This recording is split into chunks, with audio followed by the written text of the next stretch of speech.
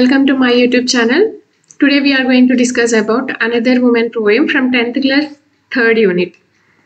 Okay, this is a B reading of 3rd unit from 10th class, Another Woman. So another woman poem title meaning ఏంటిది? Okay, so ఇక్కడ మనం చూడొచ్చు ఒక woman మంటల్లో కాలిపోతుంది and వాళ్ళ mother in law and husband ఇక్కడ ఉన్నారు.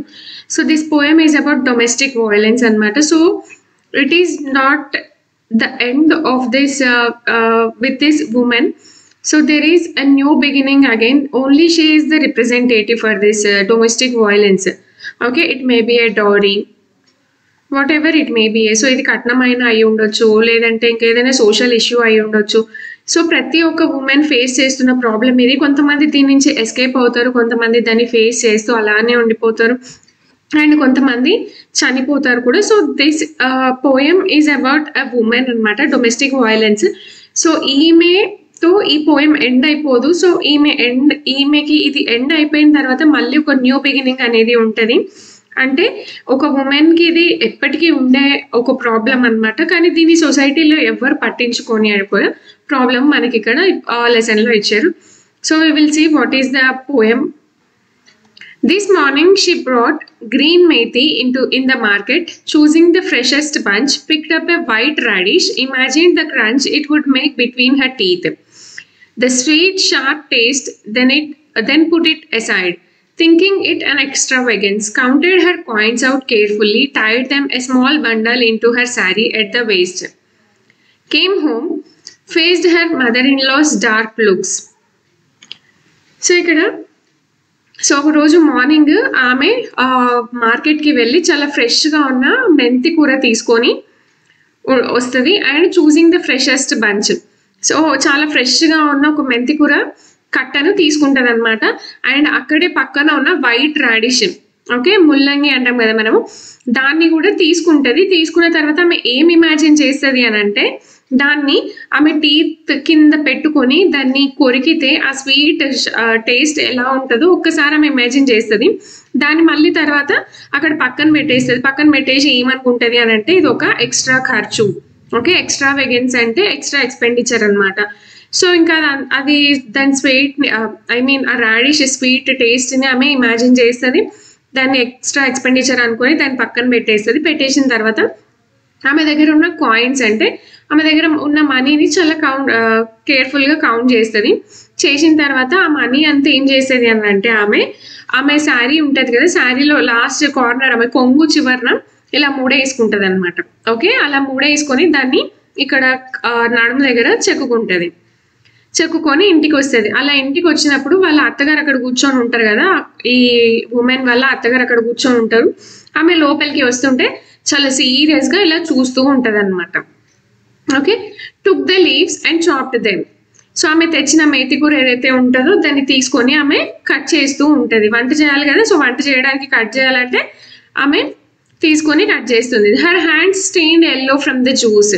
సో ఇప్పుడు ఎవరైనా నార్మల్గా మనం ఇంట్లో ఆకుకూరలు కట్ చేసేటప్పుడు దాని నుంచి ఒక జ్యూస్ లాంటిది వస్తుంది. సో మనం అలా కట్ చేసినప్పుడు ఆ ఎల్లో జ్యూస్ అంతా ఆమె చేతులకి ఇలా అంటుకుందనమాట.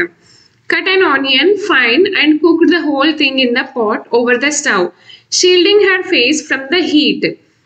ఓకే, సో ఇప్పుడు మనం ఏదైనా కర్రీ చేయాలి అంటే ఓన్లీ వెజిటబులే కాదు, సో దానికి కావాల్సినవి ఆనియన్స్ అవి కూడా కట్ చేసుకోవాలి. సో ఆమె అవన్నీ ఫైన్గా కట్ చేసుకొని ఆ స్టవ్ పైన పాట్ పెట్టి అందులో కుక్ చేస్తూ ఉందన్నమాట. అది చేసేటప్పుడు ఆమె ఫేస్ ఏదైతే ఉందో వంట చేసేటప్పుడు మంట వస్తుంది కదా, మంట సెగకి ఇలా వేడిగా అయిపోతూ ఉందన్నమాట.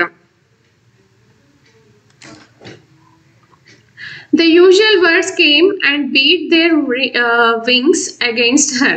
The money spent curses heaped upon her parents who had sent her out to darken other people's doors. So ఈమె ఇంటికి వచ్చేటప్పుడు వాళ్ళ అత్తగారు అక్కడ ఎదురుగా కూర్చొని ఈమెని ఇలా కోపంగా చూస్తూ ఉంది కదా. సో చూస్తూ ఉంది, కానీ ఆమె అలానే లోపలికి వెళ్ళిపోయి ఆ వెజిటేబుల్స్ ఆనియన్స్ అన్ని కట్ చేసి వంట చేస్తూ ఉంది.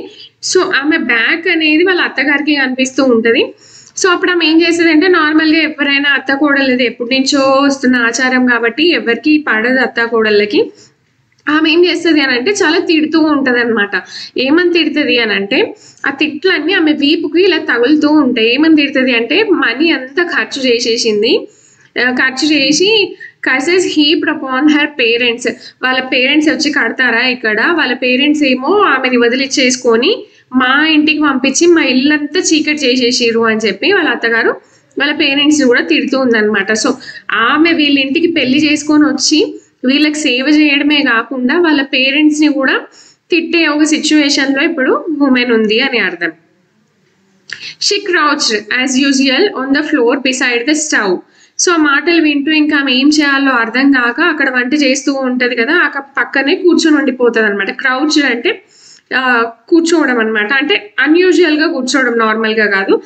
As usually on the floor beside the stove. So వంట చేస్తుంది కదా, వంట చేసే పక్కనే ఒక గోడ దగ్గర అలా కూర్చొని ఉంటుంది అనమాట. When the man came home she did not look into his face not raise her head but bend her back a little more. Nothing gave her the right to speak. So అలా కూర్చొని ఉంటుంది.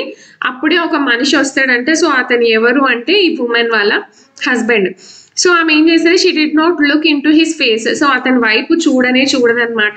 And గొంతెత్తి ఒక మాట కూడా మాట్లాడదు. But bent her back a little more. So ఇంకా ఇలా వంగి కూర్చొని ఉంటుంది. Nothing gave her the right to speak. So ఆమెకి అక్కడ మాట్లాడడానికి ఏ ఛాన్స్ లేదన్నమాట. సో ఇప్పుడు హస్బెండ్ వైఫ్ కి సపోర్ట్ చేస్తూ మాట్లాడితే ఆమె ఏదైనా మాట్లాడగలదు, కానీ వాళ్ళ అమ్మాయికి సపోర్ట్ చేస్తే ఇంకా ఆమె ఏమీ మాట్లాడలేదు. సో అలాంటి ఒక సిచ్యువేషన్లో ఉమెన్ ఉంది ఇక్కడ అని meaning. She watched the flame hiss up and beat against the cheap old pot, a wing of brightness against its blackened cheek. So ఇక్కడ ఆమె వంట చేస్తూ ఉంది కదా, ఆ వంట చేసేటప్పుడు మనం నార్మల్గా కుక్కర్లో వేస్తే కనుక మనకి విజిల్ వస్తుంది కదా అని ఒక సౌండ్. సో అలా సౌండ్ వస్తుంది అనమాట. Sound and beat against the cheek old pot. So ఆ మంట అనేది ఎక్కడ తగులుతుంది అని అంటే ఆ ఓల్డ్ పాట్ ఏదైతే ఉంది కదా, మనం వంట చేసే గిన్నె ఏదైతే ఉంటుంది కదా దానికి తగులుతూ ఉందన్నమాట. A wing of brightness against its black and cheek. So గిన్నె ఎలా ఉంది, ఆ పాట్ ఎలా ఉంది అంటే పైన అంతా వైట్గా, దాని ఎండ్ వచ్చేసి బ్లాక్గా ఉందన్నమాట. సో దాని ఎండ్ని వీళ్ళు చీక్గా ఇక్కడ తీసుకుంటున్నారు. So this is we can call it as a metaphor అనమాట.